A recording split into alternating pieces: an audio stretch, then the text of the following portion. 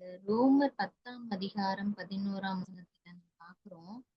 அவரை விசுவாசிக்கிறவன் எவனோ அவன் வெட்கப்படுவதில்லை என்று வேதம் நம்முடைய பிரச்சனைகள் ஆகட்டும், நம்முடைய சோதனைகள் ஆகட்டும், நம்முடைய பலவீனங்கள் ஆகட்டும், நம்ம அவர் மேல விசுவாசமா இருக்கும்போது அவர் நம்ம ஒருபோதும் எந்த எந்த விதமான சூழ்நிலைகள்லயும் நம்மளை வெட்கப்படுத்த விடாத தேவன்.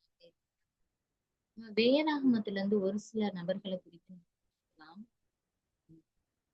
அதாவது அழைத்தவர்களை தேவன் யாரெல்லாம் அழைத்திருக்கிறாங்களோ, யாரெல்லாம் தெரிந்து கொண்டிருக்கிறாங்களோ, அவர்கள் அவர் நடத்துகிற பாதையில அவர் வெட்கப்படுத்தாமல் காக்கிற தேவனாக இருக்கிறார். இதற்காக நம்ம ஒரு வசனத்தை பார்க்கலாம். ஆதியாகமம் 7ஆம் அதிகாரம் 5ஆம் வசனம் நான் வாசிக்கிறேன். ஆதியாகமம் 7ஆம் அதிகாரம் 5ஆம் வசனம். நோவா தனக்கு கர்த்தர் கட்டளையிட்டபடியெல்லாம் செய்தான். இதுல நம்ம பார்க்கிறோம், நோவாவை குறிச்சு தனக்கு கர்த்தர் கட்டளையிட்டபடியெல்லாம் செய்தான். நோவாக்கு ஏசப்பா என்ன கட்டளையிட்டாங்க, என்ன கட்டளையிட்டாங்க அப்படின்னா, ஒரு பேழையை என்ன பண்ணாங்க, எதுக்காக அந்த பேழையை செய்ய சொன்னாங்க? ஏசப்பா நோவாட்ட பேசுறாங்க. அதாவது தேவன் பூமி 2ஆம் சர்வத்திற்கு தேவன் பூமியை பார்த்தார், இதோ அது சீர்கெட்டதா இருந்தது, மாம்சமான யாவரும் பூமியின் மேல் தங்கள் வழியை கெடுத்துக் கொண்டீர்கள். இப்போ நான் என்ன பண்ண போறேன், இந்த பூமியை என்ன பண்ண போறேன், ஜலப்பிரளயத்தினால அழிக்க போறேன். உன்னோட குடும்பம் முழுவதும் இது காக்கப்படணும் அப்படின்னா நீ எனக்காக என்ன பண்ணு, இந்த பேழையை செய் அப்படின்னு சொல்லி. ஆனா நோவா என்ன பண்ணல, சும்மா இருக்கல. அந்த ஜனங்கள் இடத்துல எல்லாம் போய் ஆண்டவருடைய வார்த்தை என்ன பண்ணாங்க. ஆனா அதை ஏற்றுக்கொள்ளுகிற மனநிலைமையில ஜனங்க யாரும் என்ன பண்ணாங்க இல்ல. அப்போ நோவா என்ன பண்றாங்க, கர்த்தர் தனக்கு என்ன கட்டளையிட்டாங்களோ அவருடைய வார்த்தைக்கு என்ன பண்றாங்க அப்படின்னா கீழ்ப்படிஞ்சு இந்த பேழை செய்ய ஆரம்பிச்சு. அந்த பேழையோட நீளம் அகலத்தெல்லாம் நம்ம பார்த்தோம் அப்படின்னா அதோட நீளம் 300 முழம்னு சொல்லியிருக்காங்க. அதோட அகலம் 50 முழம், அதோட உயரம் 30 முழமா இருக்க வேண்டும் சொல்லி எப்படி எப்படி அதோட நீளம் எவ்வளவு அகலம் எவ்வளவு இருக்கும்னு எல்லா காரியங்களையும். இப்போ நோவா என்ன பண்றாங்க, ஆண்டவர் தனக்கு கட்டளையிட்டபடி அந்த பேழையை என்ன பண்றாங்க, செய்யறாங்க. அந்த பேழையை செய்யறதுக்கு சுமார் 100 ஆண்டுகள் வரை எடுத்துக்கிட்டாங்க அப்படின்னு சொல்லி பார்க்கிறோம்.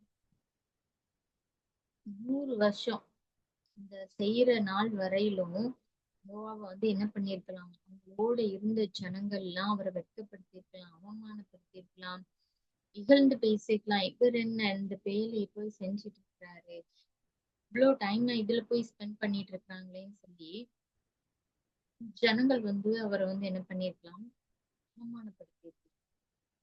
ஆனா நோவா என்ன பண்ணல, கர்த்தர் தனக்கு கட்டளையிட்டபடியே அவர் என்ன பண்ணாரு, செய்தாரு. ஆண்டவருடைய வார்த்தைக்கு கீழ்ப்படிஞ்சு அவர் செய்தார். அதனால நம்ம பாக்குறோம், அவர் அந்த வேலையெல்லாம் செஞ்சு முடிச்சதுக்கு அப்புறமா கர்த்தர் நோவாவோட குடும்பம், மிருக ஜீவன்கள் எல்லாத்தையும் ஜோடி ஜோடியா அந்த பேழைக்குள்ள என்ன பண்ணிருக்காங்க அப்படின்னு பார்த்தோம் அப்படின்னா, இப்ப எல்லாரும் பேழைக்குள்ள வந்துட்டாங்க, ஜலப்பிரளயம் வருது. இப்போ அதுல யார் மட்டும் காக்கப்படுறாங்கன்னா நோவாவோட குடும்பம். எதனால அப்படின்னா நோவா ஆண்டவருடைய வார்த்தைக்கு என்ன பண்ணாங்க, கீழ்ப்படிஞ்சதுனால அந்த பெரிய சேதத்திற்கு தப்பும்படியா தேவன் அவங்கள என்ன பண்ணாங்க, அந்த இடத்துல கர்த்தர் அவங்கள வெட்கப்படுத்த விடலை. ஏன்னா நோவா ஆண்டவருடைய வார்த்தைக்கு கீழ்ப்படிஞ்சதுனால என்ன பண்ணல, வெட்கப்படுத்த விடாம அவங்களுடைய குடும்பம், அவங்களுடைய சந்ததி காக்கும்படியாய் கர்த்தர் அவர் அந்த பேழையை செய்கிற நாட்கள்ல அவமானங்கள் நிறைய சந்திச்சிருக்கலாம். ஆனா அதெல்லாம் அவர் பொருட்படுத்தல. கர்த்தர் தனக்கு கட்டளை இட்டுட்டாரு, ஆண்டவர் தனக்கு கட்டளை இட்டுட்டாருன்னு சொல்லி அந்த வார்த்தைக்கு மாற்றம் கீழ்ப்படிஞ்சதுனால அந்த பேழையை செய்து முடிக்க முடிஞ்சது. அது இல்லாம அவருடைய குடும்பம் என்ன பண்ணுச்சு, காக்கப்பட்டுச்சு. பொறுமையா அந்த காரியங்களை பொறுமையா அவர் என்ன பண்ணாங்க, சகிச்சு அந்த பேழையை செய்வதற்கு தேவன் அவங்களுக்கு கிருபை கீழ்ப்படிஞ்சதுனால இந்த இடத்துல தேவன் அவங்க. அடுத்ததாக நம்ம ஒரு மனிதரை குறிச்சு பார்க்கலாம். ஆபிரகாம். ஆபிரகாம் ஆதியாகமம் 15ஆம் அதிகாரம் 5-6 வசனங்கள் நான் வாசிக்கிறேன்.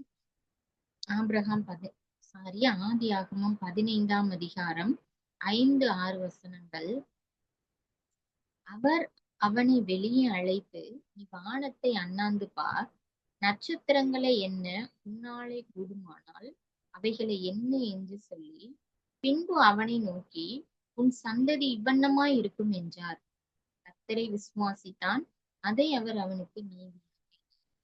இதுல நம்ம பாக்குறோம், ஆபிரகாம் என்ன பண்றாங்க அப்படின்னா, கர்த்தரை விசுவாசிச்சு கர்த்தரை விசுவாசிச்சதுனால அதை அவர் அவனுக்கு நீதியாக எண்ணினார். இதுல ஆபிரகாமோட விசுவாசத்தை நம்ம ஆண்டவர் வெளியே அழைச்சு அந்த ஸ்டார்ஸ் எல்லாம் என்னன்னு சொல்லும் போது நினைச்சிருக்கலாம், நான் எனக்கு வயதாயிடுச்சு, எனக்கு இப்போ குழந்தையே இல்ல, ஆனா என் சந்ததி இவ்வளவுமா இருக்கும் அப்படின்னு நீங்க சொல்றீங்க அப்படின்னு ஒருவேளை ஆபிரகாம் நினைச்சுக்கலாம். ஆனா அவன் ஆண்டவருடைய வார்த்தைக்கு தான் என்ன பண்ண விசுவாசிச்சு, நான் இது போல பெருக பண்ணுவேன், ஆனா குழந்தையே இல்ல அந்த வார்த்தையை கொடுக்கும்போது. ஆனா ஆபிரகாம் கர்த்தரை விசுவாசிச்சு, அதனால ஆண்டவர் அவங்களை வெட்கப்படுத்த விடல. கர்த்தரை விசுவாசிச்சதுனால வெட்கப்பட்டு போகாதபடி ஏசப்பா எப்படி அவங்களுக்கு வாக்குத்தத்தம் பண்ணாங்களோ அதே போல அவங்க சந்ததியை என்ன பண்ணாங்க, பெருக பண்ணுனாங்க அப்படின்னு சொல்லி. ஆபிரகாம் அவங்களுக்கு பிள்ளை பெறும்போது அவங்களுக்கு 100 வயதா இருந்துச்சு அப்படின்னு. அவங்க விசுவாசிச்சதுனால அவங்க விசுவாசத்துக்கு மகிமையா தேவன் அவங்களுக்கு ஈசாக்க கொடுத்தாங்க. இவள சில நேரங்கள்ல அந்த வாக்குறுதிகள் வாக்குறுதிகள் தாமதம். அவர் நமக்கு ஒரு வாக்கு பண்ணிருப்பார், அந்த வாக்குத்தத்தம் நிறைவேற காலங்கள் எடுக்கலாம். ஆனா நம்ம ஆண்டவரை விசுவாசிக்கும் போது அதை அவர் நிறைவேற்றுவதற்கு நல்ல தேவனாய் இருக்கிறார். ஆதியாகமம் 21 அதிகாரம் 1-3 வசனங்களை நம்ம பார்த்தோம் அப்படின்னா, ஈசாக்கு அவங்களுக்கு அதாவது கர்த்தர் தாம் சொல்லியிருந்தபடி சாராள் பேரில் கடாட்சமானார். கர்த்தர் தாம் உரைத்தபடியே சாராளுக்கு செய்தருளினார். ஆபிரகாம் முதிர் வயதா இருக்கையில் சாராள் கர்ப்பவதியாகி தேவன் குறித்திருந்த காலத்தில் அவனுக்கு ஒரு குமாரனை பெற்றாள். அப்பொழுது ஆபிரகாம் தனக்கு சாராள் பெற்ற குமாரனுக்கு ஈசாக்கு என்று பேர். இதுதான் அவங்க என்ன பண்றாங்க, விசுவாசிச்சதுனால அவங்களுக்கு ஆண்டவர் கொடுத்த ஒரு பெரிய கிஃப்ட் தான் யாரு அப்படின்னா இந்த ஈசாக்கு.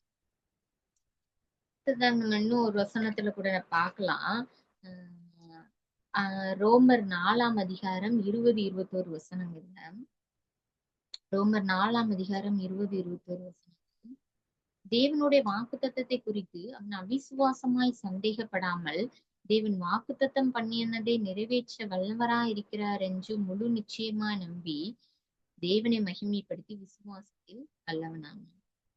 அவர் நமக்கு வாக்கு பண்ணிட்டாரு, அவர் எப்படினாலும் அதை என்ன பண்ணிடுவாரு, நிறைவேற்றிருக்கிறார். அதற்கு வயது ஒரு தடையல்ல, பலவீனம் ஒரு தடையல்ல, எல்லாவற்றையும் மாற்றி ஏற்ற நேரத்துல தேவன் வாக்கு பண்ணினதை நிறைவேற்றவில்லை. அதனாலதான் நம்ம பாக்குறோம், ஆபிரகாம் விசுவாசிகளோட தகப்பன் அப்படின்னு சொல்லி நம்ம தேவனுடைய வாக்குறுதிகள் சில நேரங்கள்ல தாமதமாகலாம், ஆனா அவர் உண்மையில் அவர் வெட்கப்படுத்த விட மாட்டார். சூழ்நிலைகள் அல்ல, தேவனுடைய வார்த்தையை நம்ம நம்பும் போது அவர் நம்மை வெட்கப்படுத்த விடாத தேவன். நம்முடைய வாழ்க்கையிலே நம்ம அதை விசுவாசிக்கணும். ஆபிரகாமுடைய விசுவாசத்தினால அது இந்த நட்சத்திரங்களை போல உன் சந்ததியை பெருக பண்ணுவேன்னு ஆண்டவர் வாக்கு கொடுக்குறாங்க. அதே போல விசுவாசிச்சாங்க, ஆபிரகாம் ஆண்டவரை விசுவாசிச்சாங்க. அதனால அவங்க விசுவாசத்திற்கு ஏற்ற பலனை ஈசாக்கு கொடுத்து அவங்க சந்ததியை பெருக பண்ணுங்க. விசுவாசிச்சதுனால வெட்கப்படுத்த விடல. ஒருவேளை சாரால சுற்றி இருக்கிறவங்களும் என்ன பண்ணிருக்கலாம், நகைச்சிருக்கலாம், அவமானப்படுத்திருக்கலாம். உங்களுக்கு ஒரு குழந்தையே இல்லையே அப்படின்னு சொல்லி, நீங்க ஆண்டவரை விசுவாசிக்கிறீங்க ஆனா உங்களுக்கு ஒரு குழந்தை இல்லையேன்னு சொல்லிட்டு அநேக அவங்களை என்ன பண்ணிருக்கலாம், அவமானப்படுத்தி. ஆனா அவங்க ஆண்டவரை மாத்திரம் விசுவாசிச்சாங்க, கர்த்தர் அவங்களை வெட்கப்படுத்தும். அதே போல நம்முடைய வாழ்க்கையில் நம்ம ஆண்டவரை விசுவாசிக்கும் போது அவர் நம்ம எந்த சூழ்நிலையிலையும் வெட்கப்படுத்த விடாத தேவனாக இருக்கு. இன்னொரு மனிதரை குறிச்சு நம்ம பார்க்கலாம், இன்னொருத்தவங்களை குறிச்சு நம்ம பார்க்கலாம். எஸ்தர் குறிச்சு நம்ம பார்த்தோம்னா, ஜெபமும் உபவாசத்தினாலேயே அவங்க அந்த வெட்கத்தை மகிமையாக மாற்றினாங்க அப்படின்னு சொல்லி நமக்கு எல்லாம் நன்றை தெரிந்த ஒரு ஸ்டோரி தான். எஸ்தர் எஸ்தர் 4ஆம் அதிகாரம் நான் வாசிக்கிறேன் இந்த வசனத்தை. எஸ்தர் 4ஆம் அதிகாரம் 16ஆம் வசனத்துல,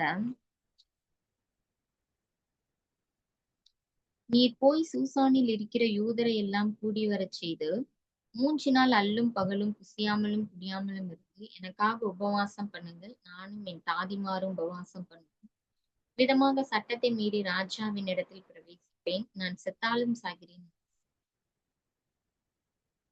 இப்ப எஸ்தர் என்ன பண்றாங்க, அவங்க யூத குலத்தை சேர்ந்தவங்க. அதனால அந்த யூத குலத்தையே அழிக்கிறதுக்காக ஆமான் என்ன பண்றாங்க, ஆனா அந்த எஸ்தர் ராஜ அரண்மனையில இருக்காங்க.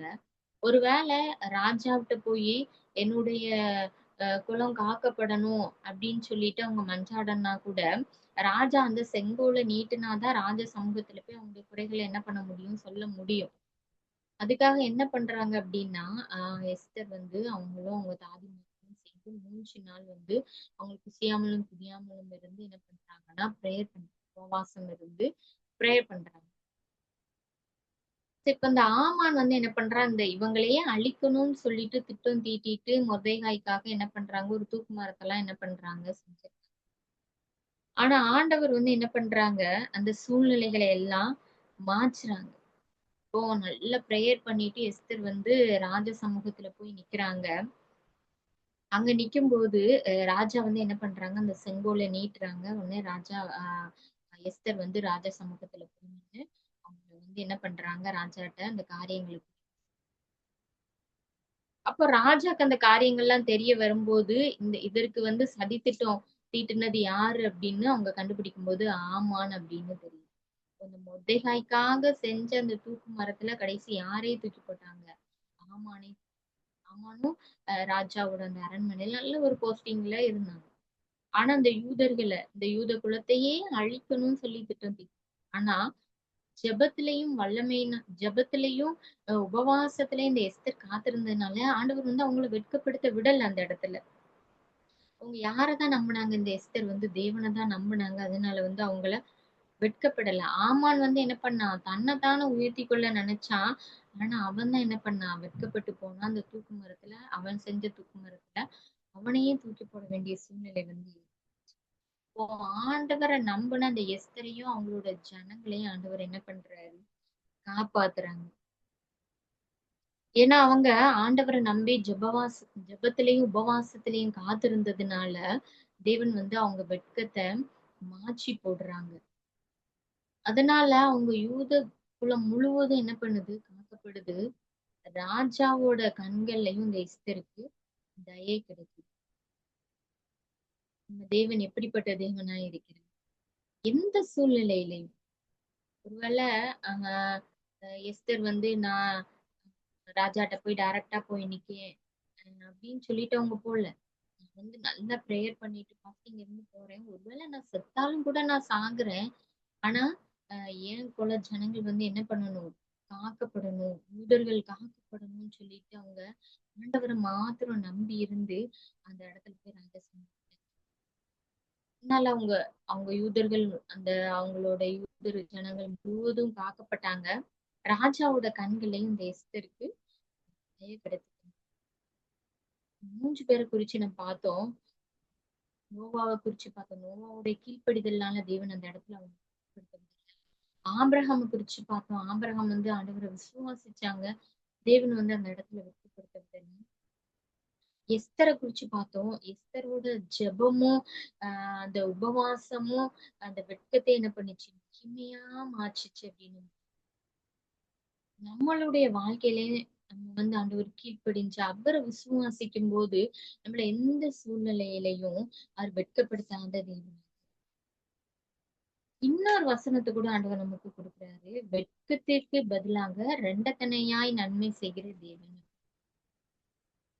இதற்கு ஆதாரமாக நம்ம ஒரு வசனத்தை பார்க்கலாம். ஏசாயா 61:7 வாசிக்கிறேன். ஏசாயா 61:7. உங்கள் வெட்கத்துக்கு பதிலாக இரண்டத்தனையாய் பலன் வரும். லட்சைக்கு பதிலாக தங்கள் பாகத்தை சந்தோஷப்படுவார்கள். அடிநிமித்தம் தங்கள் தேசத்தில் இரட்டிப்பான சுதந்திரம் அடைவார்கள். நித்திய மகிழ்ச்சி அவர்களுக்கு.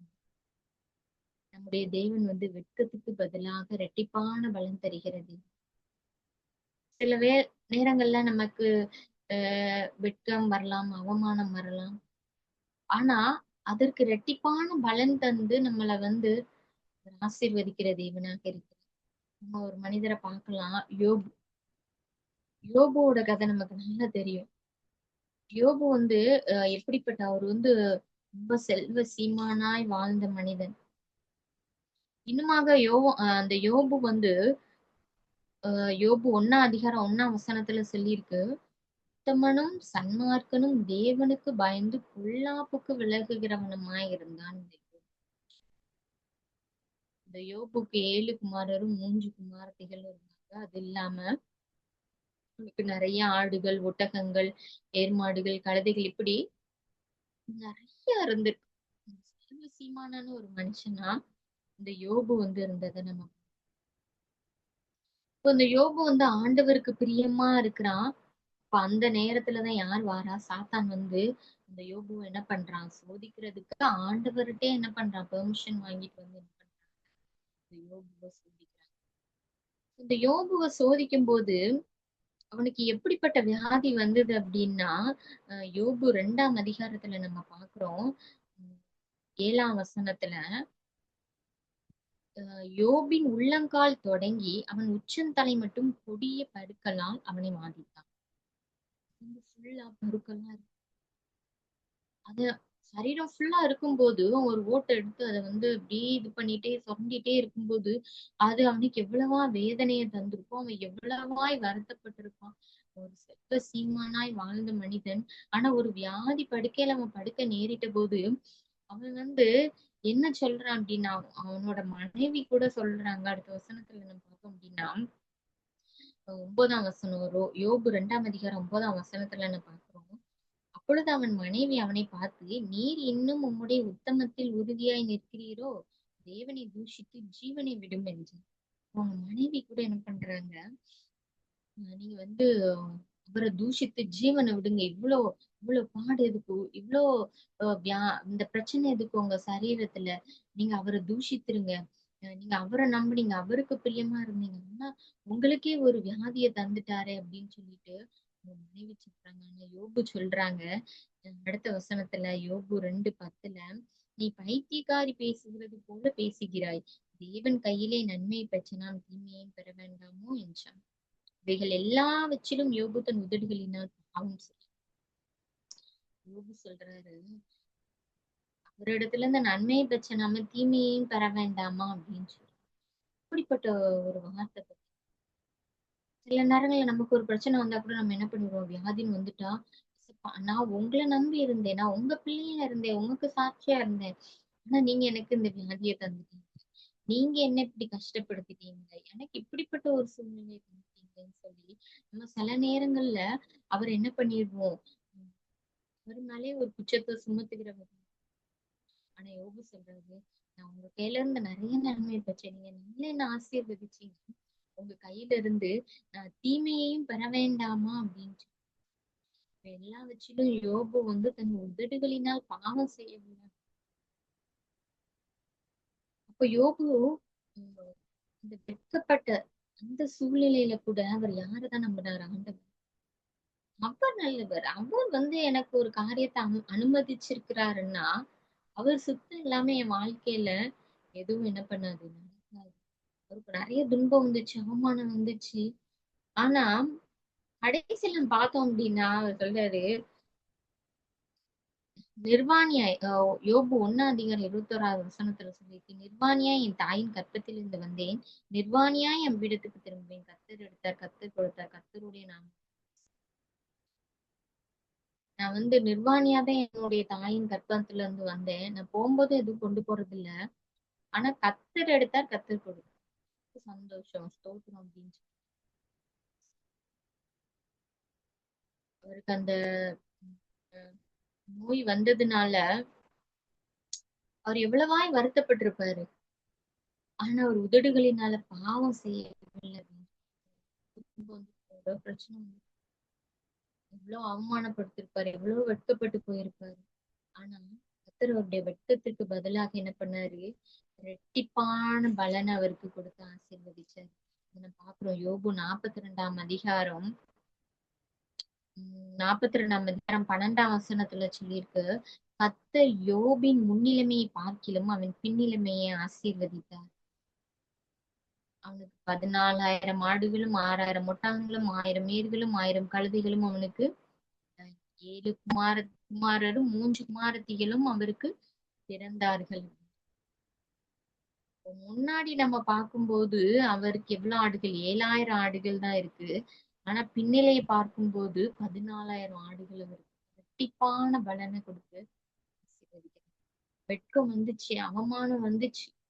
ஆனா அதெல்லாம் வச்சையும் மாற்றி தேவன் அவருக்கு இரட்டிப்பான பலனை கொடுத்தார்.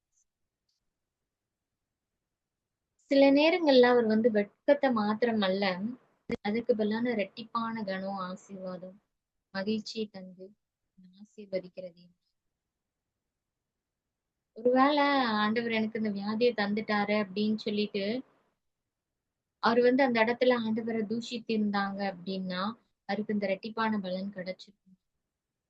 அந்த வெட்கப்பட்ட சூழ்நிலையிலையும் தன் வீடுகளினால் கூட பாவம் செய்யாத யோபுவ தேவன் பிரச்சனையா என்ன பண்ணாங்க, ஆசீர்வதிச்சு.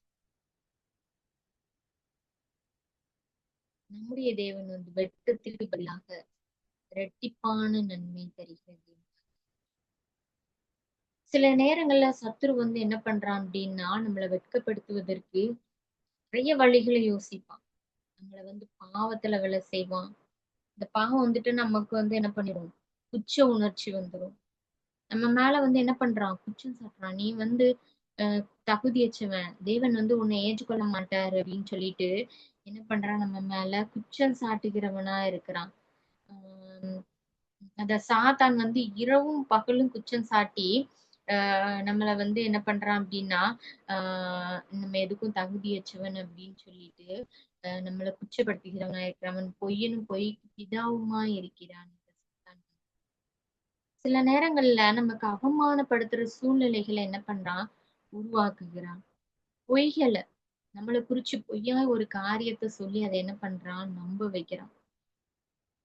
அதான் நம்ம பாக்குறோம் யோவான் 8 வசனத்துல அவன் பொய்யனும் பொய்க்கு பிதாவுமா இருக்கிறான் அப்படின்னு ஆண்டவர் சொல்றாரு.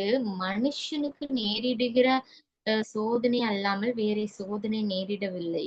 உங்கள் வெட்கத்திற்கு பதிலாக இரட்டிப்பான எந்த இடத்துல எல்லாம் வெட்கப்பட்டு போகிறோமோ அந்த இடத்துல எல்லாம் நம்முடைய தலையை உயர்த்துகிற தேவனாக இருக்கு. நமக்கு ஒரு சோதனை வருதுன்னா அதை தாங்கிக் கொள்வதற்குரிய பலனை அவர் நமக்கு என்ன பண்ணுவார்.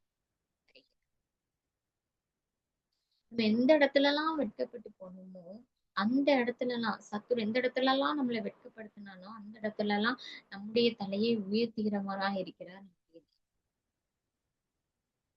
நம்ம யோசிச்சு பார்க்கலாம், சத்துரு ஏன் நம்மளை வெட்கப்படுத்தணும்,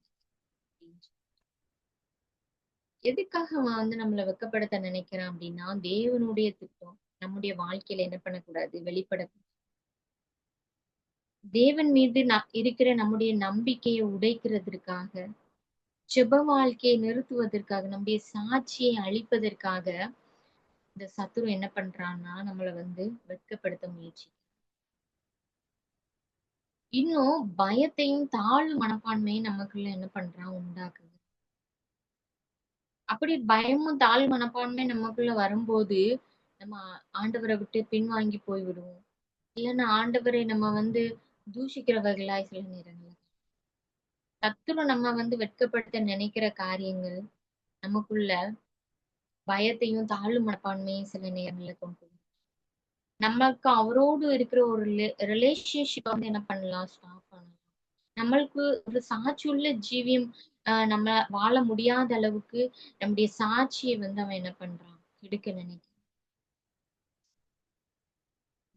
ஒருவேளை சத்துரு நம்மள வெட்கப்படுத்த நினைத்தாலும் வெட்கத்திற்கு பதிலாக அவர் இரட்டிப்பான பலன் தந்து நம்மை ஆசீர்வதிக்கிற தேவனாக இருக்கு.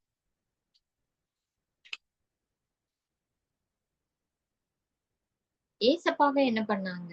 அவமானப்படுத்துனாங்க, துச்சப்படுத்துனாங்க. ஆனா அதையெல்லாம் வச்சு அவர் பொறுமையாய் சகித்ததுனால சிலுவையில என்ன பண்ணாங்க? வெற்றி சிறந்தார் அப்படின்னு சொல்லி. நம்ம பார்த்தோம். நோவா குறிச்சு பார்த்தோம். ஆபிரகாம் குறிச்சு பார்த்தோம். எஸ்தர குறிச்சு பார்த்தோம். யோபு இவங்க எல்லாருக்கும் அவங்க வெட்கப்பட வேண்டிய சூழ்நிலை வந்தாலும் அவங்க கீழ்ப்படிஞ்சாங்க, விசுவாசிச்சாங்க, ஜெபத்துல காத்திருந்தாங்க. அதனால தேவன் அவர்களை வெட்கப்படுத்த விடாம அவங்கள என்ன பண்ணாரு? இன்னுமாக அவங்களுடைய வெட்கத்திற்கு பதிலாக இரட்டனையான பலனை கொடுத்து அவங்களை ஆசீர்வதித்தார். அவரை நம்புகிறவர்கள, தேவனை நம்புகிறவர்கள அவர் ஒருபோதும் கைவிடாத தேவனாக இருக்கிறார். சில நேரங்கள்ல நம்ம சோதிக்கப்படலாம். இந்த உலகத்தாருக்கு நம்மள வெட்கிறது ஒரு சாதாரண காரியம். ஆனா எனக்கு நம்மள வெட்கப்படுத்த எந்த இடத்துலயும் அது வெட்கப்படாமல் காப்பது அவருடைய சித்தமாய் இருக்கிறது. இன்னைக்கு நம்ம எந்த அவமானத்தையும் காத்திருந்தாலும் சில வேளையில நம்ம காத்திருப்புல இருந்தா கூட நம்ம அவரை நம்பும் போது நம்மள எந்த சூழ்நிலையிலயும் அவர் வெட்கப்படுத்தாத தேவனா இருக்கு. ஒருவேளை நம்ம படிக்கிற இடமாகட்டும், நம்ம வேலை பார்க்கிற ஸ்தலமாகட்டும், நம்ம குடும்ப காரியத்துல ஆகட்டும், ஊழிய காரியங்கள்ல ஆகட்டும், எந்த இடத்துலலாம் சத்ருவானவன் நம்மள வெட்கப்படுத்த நினைக்கிறானோ அந்த இடத்துல எல்லாம் தேவன் நம்மளை உயர்த்துகிற தேவன் இருக்கிறார். கீழ்ப்படிஞ்சவரை விசுவாசிக்கும் போது, நம்ம ஜெபத்துல காத்திருக்கும் போது நம்மளை வெட்கப்படுத்த விடாமல் காத்தவனாக இருக்கிறார். நம்ம எந்த இடத்துலலாம் ஒருவேளை நம்ம அநேக இடங்கள் வெட்கப்பட்டு போயிருக்கலாம், சோர்ந்து போயிருக்கலாம். அதனால நம்மள ஒரு பயத்தை கொண்டு வந்துடலாம். ஆனா நம்ம எதை குறிச்சும் கவலைப்பட தேவையில்லை. ஏன்னா ஆண்டவர் சொல்கிறாரு, அவரை விசுவாசிக்கிறவனவனோ அவன் வெட்கப்படுவதில்லை என்று வேதம் சொல்கிறது. நம்ம அவரை மாத்திரம் விசுவாசிக்கும் போது, ஆண்டவரை மாத்திரம் விசுவாசிக்கும் போது நம்ம எந்த சூழ்நிலையிலையும் வெட்கப்பட்டு போவோம்.